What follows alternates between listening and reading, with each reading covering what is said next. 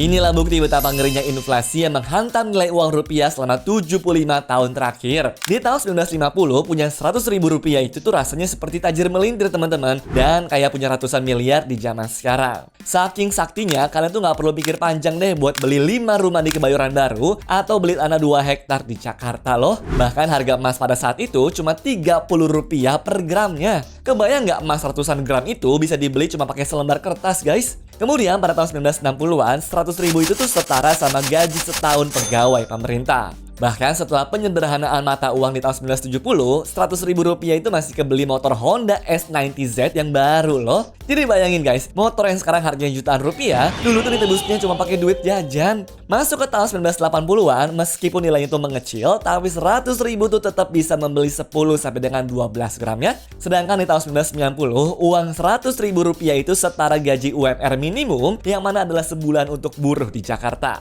Bakso aja cuma 500 perak tuh teman-teman, yang berarti harga makanan pun juga sudah pasti murah-murah kan? Tapi sayangnya masa kejayaan itu mulai pudar pada saat masuk tahun 2000-an ya. Uang segitu nilainya tuh anjlok drastis sehingga cuma menjadi sebatas uang bensin di mana bisa isi full kijang 2 kali plus rokok tuh teman-teman. Makin kesini makin miris nih guys. Di tahun 2010, 100 ribu itu ya cuma dapat hiburan standar seperti 4 tiket bioskop. Sedangkan di 5 tahun berikutnya, uang 100 ribu rupiah itu tuh makin gak ada nilainya teman-teman. Karena cuma dapat paket data 10 GB.